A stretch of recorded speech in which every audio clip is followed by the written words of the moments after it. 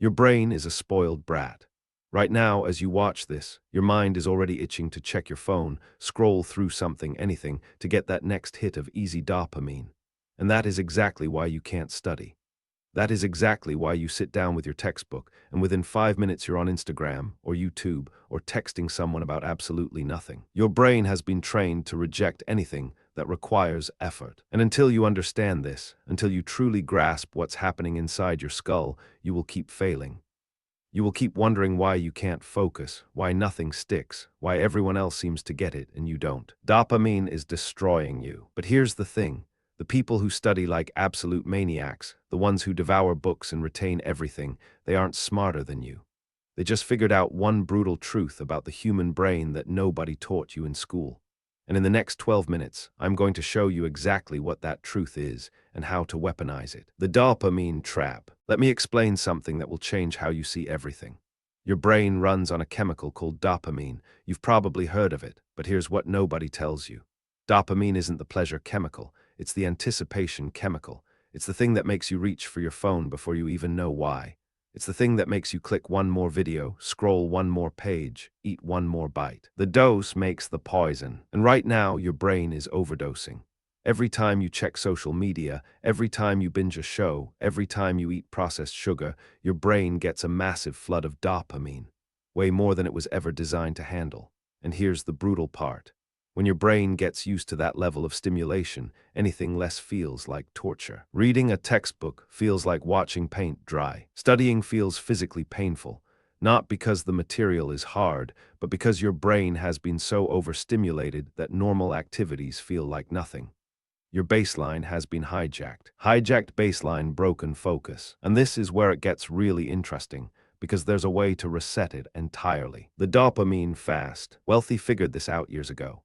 Silicon Valley CEOs, elite performers, top students at Harvard and MIT, they all practice something called a dopamine fast. And before you roll your eyes, hear me out, because this isn't some wellness trend. This is neurological warfare against your own weakness. Here's what you do. For one full day, you cut off every source of easy dopamine. No social media, no YouTube, no Netflix, no music, no junk food, no video games, nothing that gives your brain a cheap hit. Nothing. Your brain will revolt. In the first 2 hours, you'll feel restless, anxious, maybe even angry. Your mind will scream at you. It will tell you this is stupid, that you're wasting time, that you should just check your phone for 1 second. That voice is your addiction talking, and you need to ignore it. But something remarkable happens after hour 3 or 4. Your brain, desperate for any stimulation at all, starts finding interest in things it previously ignored. That textbook that felt like torture, suddenly it's the most interesting thing in the room, because your brain is starving and it'll take whatever it can get. If this is already making you rethink your daily habits, hit like and subscribe to keep rewiring your brain with me. Because what comes next is where it gets truly powerful. Starve the beast. Think about a spoiled kid who's been eating candy all day. You put a plate of vegetables in front of them and they throw a tantrum. They scream, they cry, they refuse. But take away the candy for long enough, and suddenly those vegetables don't look so bad. Your brain is that kid, and every day you feed it easy dopamine, you're handing it more candy. The maniac studiers, the ones who can sit for 8, 10, 12 hours and absorb information like a sponge, they didn't develop some supernatural ability. They trained their brain to be hungry. I count him braver who overcomes his desires than him who conquers his enemies. When you starve your brain of cheap stimulation, studying becomes the candy. Your brain literally rewires itself. The neural pathways that scream for social media start weakening. The pathways for deep focus start strengthening. Neuroscientists call this neuroplasticity, your brain physically changing its structure based on what you repeatedly do. Your brain becomes what you repeatedly feed it. And the beautiful thing is, it doesn't take months. You can start feeling the shift within days. But most people never get there because they don't understand the next piece of the puzzle. Chaos focus. Here's where it gets extreme. Most study advice tells you to find a quiet place, eliminate distractions, create the perfect environment, and that advice is making you weaker. The perfect study environment is a lie. Think about it, you're training yourself to only function under perfect conditions. What happens when conditions aren't perfect? What happens during the exam when someone is coughing, when the room is hot, when your anxiety is spiking? You crumble. The maniacs do something different. They deliberately train in chaos. They study in noisy cafes. They study with the TV on in the background. They study when they're tired, when they're hungry, when they don't feel like it. Train in chaos, focus anywhere. Not because they enjoy suffering, because they understand that if you can focus in the middle of a storm, you can focus anywhere. A Navy SEAL doesn't train in comfortable conditions. An Olympic athlete doesn't practice only when they feel motivated. The more you sweat in training, the less you bleed in battle. They build their focus muscle under pressure so that when pressure comes, it's just another day. And this connects directly to something even more uncomfortable, the war inside. Let me tell you something nobody wants to hear. Studying like a maniac isn't about techniques. It's not about the Pomodoro method or color-coded notes or the perfect playlist. It's war. It's a war between two versions of you. There's the version that wants to scroll, wants to relax, wants instant gratification. And there's the version that wants to succeed, wants to be exceptional, wants to look back in 5 years and be proud. These two versions are fighting for control of your life every single day. Every time you choose comfort over growth, the weak version wins. And here's what the Maniac students understand. They don't wait until they feel motivated. They don't wait for inspiration. They sit down and they fight. Every single session is a battle. And every time they win that battle, every time they choose the textbook over the phone, the discipline grows stronger. Success is not built in the moments of motivation, but in the moments of resistance. The most dangerous lie you've ever been told is that studying should feel good. It shouldn't, not at first. And accepting that is where the real transformation begins. Nobody's coming. This might be the hardest truth in this entire video. Nobody is coming to save you. No teacher, no parent, no study app is going to fix this for you. The education system taught you to wait for instructions, wait for the teacher, wait for the assignment, wait for someone to tell you what to do and when to do it. But the maniacs don't wait. They don't need external motivation because they've internalized something profound. They've accepted full responsibility for their own minds. No man is free who is not master of himself. When you truly accept that nobody is coming, something shifts inside you. The excuses die. The complaints stop. No excuses, no complaints, just work. You stop looking for the perfect study method and you just sit down and do the work. You stop waiting to feel ready and you start before you're ready, because readiness is a myth created by your lazy brain to keep you comfortable. The people who study like maniacs aren't more talented than you.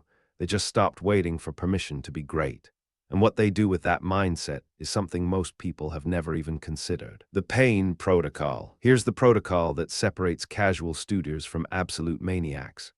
When you hit the wall, when your brain is screaming at you to stop, when every fiber of your being wants to check your phone or take a break, that is the moment. Push. Not because you're a masochist, but because that wall is where the growth happens.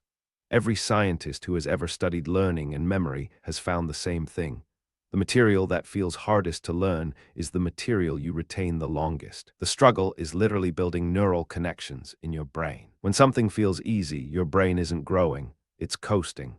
When something feels painful, difficult, frustrating, that's your brain physically expanding its capacity. Dr. Robert Bjork at UCLA calls this desirable difficulty.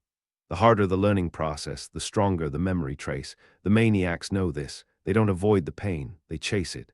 They seek out the hardest problems, the densest chapters, the material that makes their head hurt, because they know that the pain is the progress. What stands in the way becomes the way. And there's a specific technique they use to maximize this. Active recall. Stop reading and rereading your notes. That is the single biggest waste of time in studying. Rereading is a lie. It feels productive. Your brain recognizes the material and tricks you into thinking you know it. But recognition is not the same as recall. And this is where 90% of students fail. The maniacs use active recall. Instead of reading their notes, they close the book and try to remember everything from scratch. They quiz themselves constantly. They explain concepts out loud to an empty room. They write everything they know on a blank page without looking at anything. If you cannot explain it from memory, you do not truly know it. This hurts, it's uncomfortable. Your brain will resist it because it requires genuine effort. But study after study, from Harvard to MIT to Cambridge, has proven that active recall is 3 to 5 times more effective than passive review. 1. Close your notes entirely. 2. Write everything you remember. 3. Check what you missed. 4. Repeat until perfect. The reason most people don't do this is simple. It doesn't feel good, and we're back to the core problem. Your brain wants easy. But easy doesn't build knowledge, and it definitely doesn't build mastery. Identity shift. Everything I've told you so far is useless without this. You can know all the techniques, understand all the science, have the perfect protocol. But if you still see yourself as someone who's bad at studying, you will sabotage every effort. Your identity determines your destiny. This is the deepest level of change. The maniacs didn't just change their study habits. They changed who they believe they are. They stopped saying, "I'm not a good student," and started saying, "I'm someone who masters whatever I study." You do not rise to the level of your goals. You fall to the level of your identity. As James Clear wrote in Atomic Habits, every action you take is a vote for the type of person you wish to become. Every time you sit down and study when you don't want to, you're casting a vote.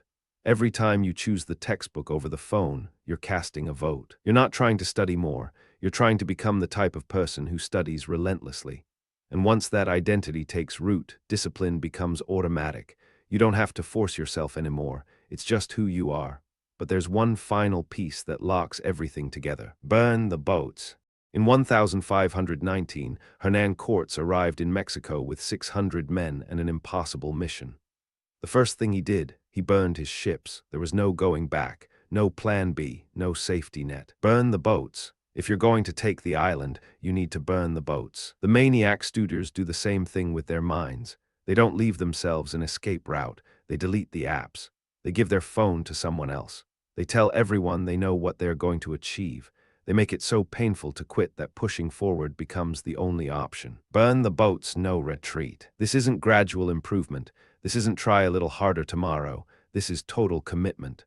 This is looking at your weak, comfort-seeking brain and saying, "I don't care what you want. We're doing this." The day you stop negotiating with your weakness is the day everything changes. Because at the end of the day, studying like a maniac isn't really about studying at all. It's about proving to yourself that you are stronger than your impulses. It's about declaring war on mediocrity and refusing to surrender. So here it is, the full picture. Your brain has been hijacked by easy dopamine, and until you take it back, no study technique in the world will save you. Starve the beast, train in chaos. Accept that nobody's coming to rescue you. Embrace the pain because the pain is the growth. Use active recall instead of comfortable rereading. Shift your identity from someone who tries to study into someone who devours knowledge without mercy. And burn every escape route until the only path left is forward. Your mind is either your greatest weapon or your heaviest chain, and you get to decide which. This isn't about getting better grades.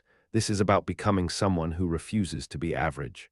Someone who looks at difficulty and says, "Good, that means I'm growing." No more excuses ever. If you made it this far, comment "dopamine diet" to prove you're ready to starve your brain into greatness.